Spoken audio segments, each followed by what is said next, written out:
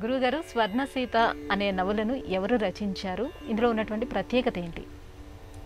ఇందాక చెప్పుకున్నట్లుగా స్వర్ణసీత ఇది కూడా రామాయణాంతర్గతమైన, రామాయణ సంబంధితమైన, ఉత్తర రామాయణానికి సంబంధించిన ఒకానొక నవల.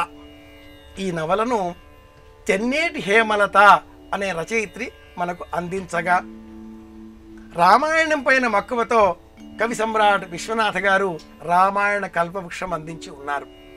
అలాగే వాసదాసు అనే పేరు పొందిన సుబ్బారావు గారు మంధరము అన్న పేరిట అద్భుతమైనటువంటి శ్రీరామాయణాన్ని అనేక సంపుటాలలో ఒక్కొక్క కాండ ఒక్కొక్క బృహత్ సంపుటంగా మనకు అందించి ఉన్నారు.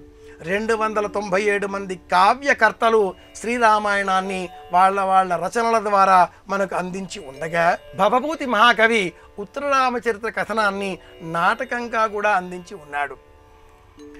ఈ రూపాలలో స్వర్ణసీత అనే వృత్తాంతాన్ని స్వీకరించినటువంటి తెన్నేటి హేమలత రామచంద్రమూర్తి పట్టాభిషేకం చేసుకున్న అనంతరం సీతాదేవిని తిరిగి మళ్ళీ అడవులకు పంపగా కుశలవులకు సీతాదేవి జన్మనిచ్చింది.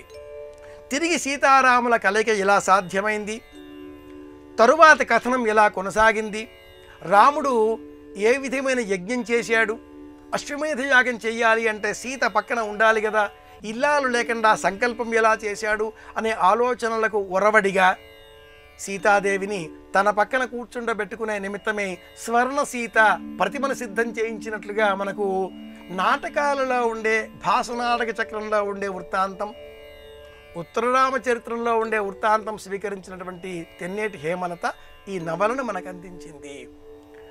వినిశ్చేతుం శక్యేన సుఖమితివా దుఃఖమితివా ప్రమోహే నిద్రావా విష విసర్పః కిము మదః తవ స్పర్శే మమహి పరిమూఢేంద్రియగణ వికారశ్చైతన్యం భ్రమయతి చ సన్మీలయతి చ.